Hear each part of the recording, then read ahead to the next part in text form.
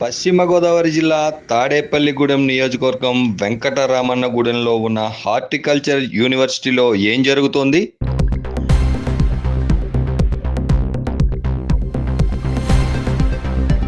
ఉద్యానవనంలో గంజాయి మొక్కలుగా మారుతున్నారంటూ ఉద్యోగులపై పలు తీవ్ర విమర్శలు.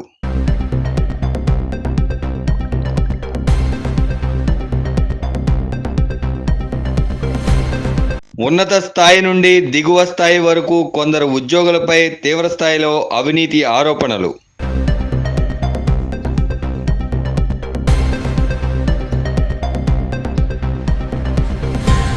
దివంగత నేత వైఎస్ రాజశేఖర్ రెడ్డి అప్పటి ముఖ్యమంత్రిగా ఉన్న నేపథ్యంలో తన మానస పుత్రికగా పేరున్న ఉద్యాన విశ్వవిద్యాలయం దీనస్థితికి కారకులు ఎవరు?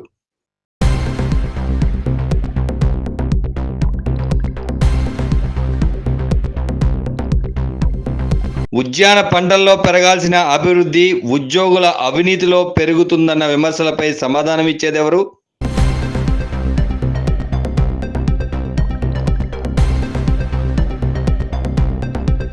ఫర్నిచర్ పేరుతో ₹1 కోటి కుంభకోణం జరిగిన బాధ్యులపై చర్యలు తీసుకోకపోవడం వెనుక ఆంతర్యం ఏంటి?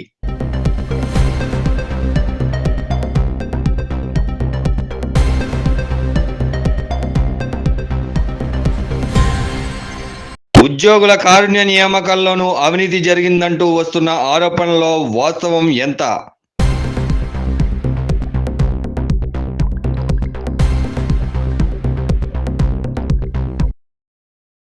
క్రింది స్థాయి నుంచి పై స్థాయి వరకు ఉద్యోగుల అవినీతిలో కూరుకుపోయారా?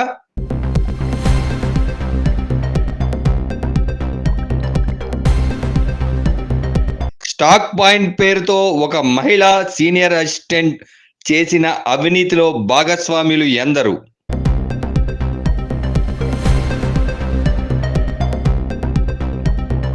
ఒకవేళ పై స్థాయి అధికారులు భాగస్వాములు కాకపోతే ఆమెపై చర్యలు ఎందుకు తీసుకోలేదు?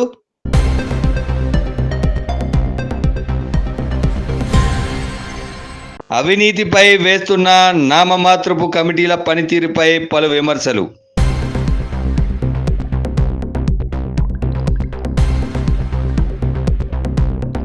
ఏటా ఒక కమిటీ పేరుతో 5 ఏళ్ల నుంచి 5 కమిటీలు వేసినా చేతులు దులుపుకుంటున్న వైనం.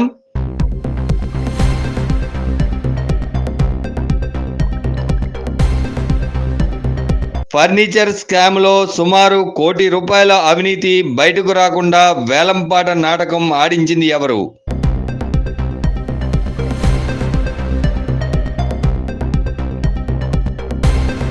₹50 లక్షల విలువైన పనిచేసే ఎలక్ట్రానిక్ ఫర్నిచర్ వేలంపాట పెట్టి ఫైలు మాయం చేసింది ఎవరు?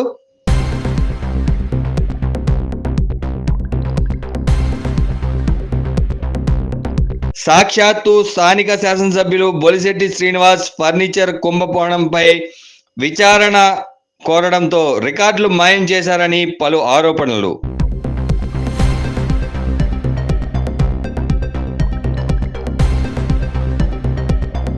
గత తెలుగుదేశం ప్రభుత్వంలో దాదాపు 3 కోట్లతో ఏర్పాటు చేసిన సోలార్ ప్లాంట్ మాయం చేసి అమ్ముకున్నది ఎవరు?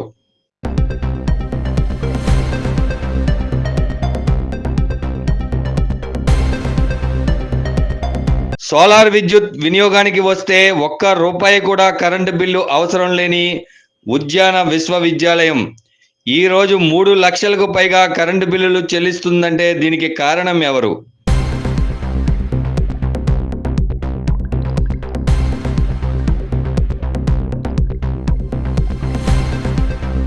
సినీ ఇండస్ట్రీలో కాస్టింగ్ కౌచ్ లాంటి పోస్టింగ్ కౌచ్ యూనివర్సిటీలో నడుస్తుందా?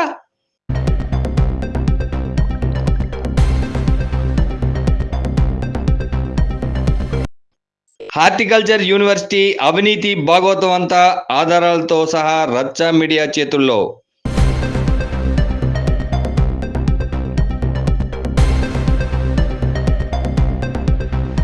పూర్తి వివరాలు ప్రసారం చేయడానికి రచ్చ మీడియా సంసిద్ధంగా ఉంది.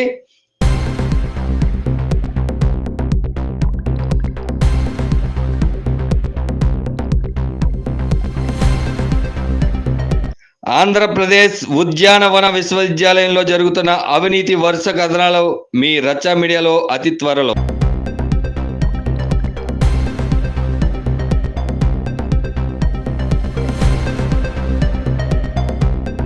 చూస్తూనే వినండి మీ అభిమాన ఛానల్ రచ్చ మీడియా.